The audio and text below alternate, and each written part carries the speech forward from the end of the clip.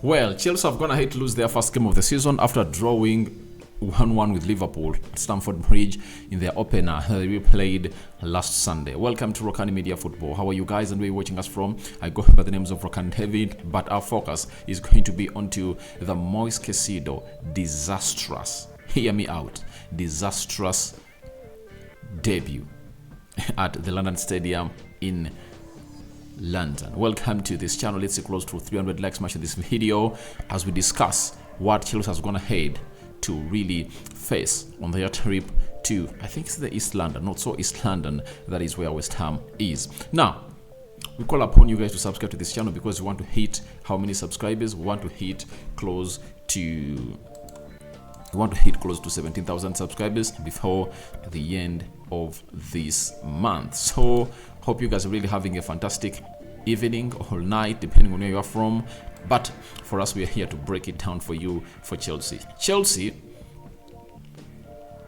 were the first ones obviously to concede in the 7th minute. It was Nayef Agard who scored a header from a set piece. Then Kani Chukwuemeka leveled the game. Then in the 53rd minute, we saw Antonio just going in for a very thrilling shot. Only pulled the trigger into the lower bottom corner and it counted. Then Lucas Paqueta went ahead to score a penalty that saw Moises Caicedo foul him in the 18 yards box area of, I think Lucas Paqueta passed in Emerson Palmieri, and obviously Caicedo went in for a sliding tackle that was not accurate and it resulted into a penalty. But Nayef Aguad found himself red carded in the 67th minute, and this is where everything really resulted from that. A team that was for close to 30 minutes a man down, Chelsea couldn't break it down. We all understand it's hard to break such a team down, but it is really one of the hardest things that you obviously find in the game, playing against a team that has 10 men. But let's first talk about Moises Caicedo, and let me take you through how disastrous his debut for Chelsea was. And Statman Dev has gone ahead to obviously show us the stats of Moises Caicedo, and shows us that Moises Caicedo, Chelsea debut by numbers. He played 37 minutes on the field of play. He lost the ball 8 times. He made 2 fouls, 1 shot off target, 1 error leading to a shot, and 1 penalty conceded. Better luck next time. That is Moises Caicedo. Now, if at all you know Moises Caicedo, he's one of those players I've gone ahead to obviously not have his head in the same place, and he took a lot of time negotiating for that deal, and I think he has joined Chelsea late, and that's going to affect his career a little bit. But I think him and Enzo Fernandez are really going to form what we call a very, very, very, very impeccable double pivot. Amidst his performance today, I think he's going to make a very good double pivot with Enzo Fernandez, because I have no doubt in these players, because their talent is really immense, and everyone will obviously agree with me that it was just his first game, and we've seen very many players coming in through and having some worst games or some worst debuts, and they obviously go ahead to obviously put in some of the best presentations on the field of play for their teams. These players have always had not waiting for pre-seasons. Like Moises Caicedo, he has just trained with Chelsea for like a week, and he has not yet gotten himself suited into that system of Pochettino. But the only pressure is the amount of money that he went ahead to be bought for. That is 115 million pounds. He's the most expensive player in Premier League history. So that is what is all about. But we anticipate that he's going to have a very good game. And the difference in between him and Enzo Fernandez was, Enzo Fernandez put in performances that were really masterclass the day he obviously played for Chelsea. His stats, all his game by numbers, when he played against Fulham, was really over the ordinary. Remember, they signed him, I think they signed him on around Tuesday or Wednesday when the transfer window came to an end. That is January transfer window, and he had to play on Friday. Trained for Chelsea with 2 days, and Graham Potter had to give him his debut, and he really looked great. Now, today's game, Chelsea losing to West Ham by 3-1. Enzo Fernandez had the following game by numbers. He had 121 touches, 93 passes complete. He had a passing accuracy of 89%, very good. 38 out of 49 final third passes completed.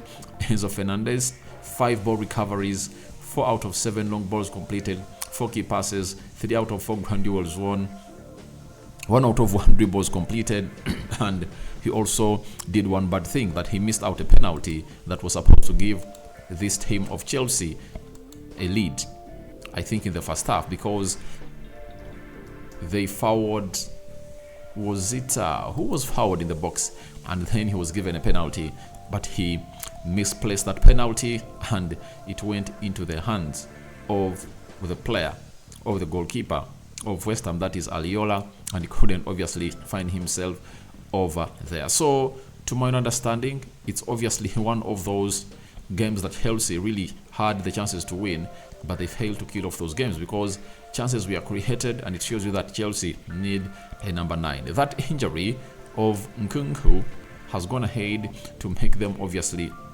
lose out on lots of things. Let me first show you this penalty that Moises Caicedo really fouled. Is it Emerson Palmieri or Lucas Paqueta? That is the penalty that came in through in the added minutes, and it was summing up the result. And Moises Caicedo really looked ugly on his debut for Chelsea, but I anticipate he's going to turn out into a very huge player. If at all he can obviously do the needful and get into the mix of really doing the needful. In the 42nd minute, this is the penalty that Enzo Fernandez went ahead to miss. That is the penalty, and Enzo missed it out. So 3-1 Chelsea, and let's go to the match stats and tell you what the table is like after every team has gone ahead to play at least 2 games. So Chelsea had 17 shots, West Ham had 12.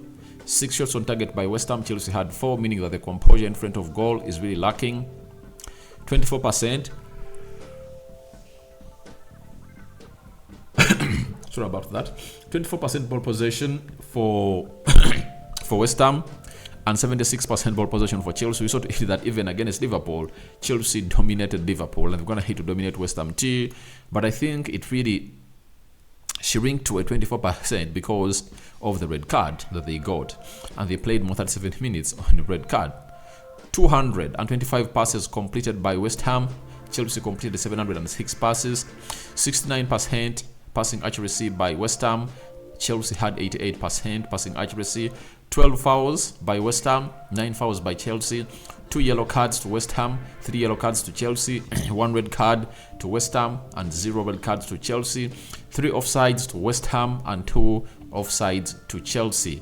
3 corners to West Ham and 9 corners to Chelsea. It shows you that it's not really bad for Chelsea. They just need to really add up their chemistry, and if at all they master Pochettino's craft, they'll obviously find themselves in a position of winning these beautiful games of football, and obviously maybe even compete for the title. They have an advantage. You know why?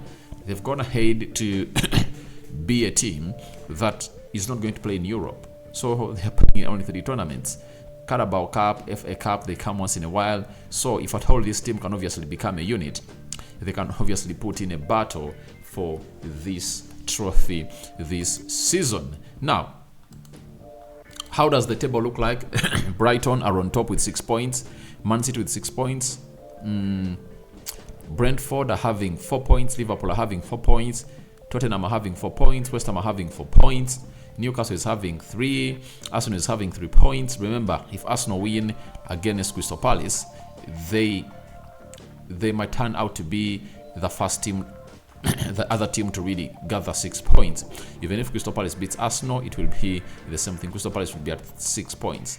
Manchester United is having 3 points, and I want to show you where Chelsea is. Chelsea is 15th with 1 point, but only 2 games played. But as I support Man United, I cannot come out and obviously energize Chelsea fans all over the world, because for Man United, 2 games played, they are almost on the bottom of the table. Where you see Everton, they are almost on the bottom of the table. That is Manchester United. But after the 3rd game, they beat Liverpool. They went ahead, obviously, add on more and more and more and more and more and more and more. So that is it coming in from that game. But to me, my man of the match was Gerard Bowen. To me, it was Gerard Bowen. The way he obviously acted after that red card was issued to Chelsea. You know, he was played as a false number 9, but the hold-up play was really great. He was making them run and forcing them to obviously make interceptions. So he was my man of the match. But let's wait and see how that pans out. But West Ham have gone ahead to get their win. That is really well deserved. They started off last season ugly, but it looks like the departure of Declan Rice is not going to affect them, and they're adding more players. I saw James Ward-Prowse taking part into that game. Which other player took part into that game was the new signing Edson Alvarez came in through. So they're still looking in for Pelek Scott McTominay. They're still looking in for Muhammad Kudus. And if at all they add them to their team, it's really going to be something great. Remember, they're going to play in the UEFA Europa League. They need a huge squad to obviously thrive. But Lucas Paqueta has some problems with betting, and Man City look like they want to have to pull out of his transfer. So guys, your thoughts on Moises Caicedo disastrous Chelsea debut are welcome in the comment section below, as they lost to West Ham by 3-1. I cover you all in the precious blood of Jesus Christ. And for most viewers and subscribers, Barak Lau Fikum. Rokani David is my name. I'm out.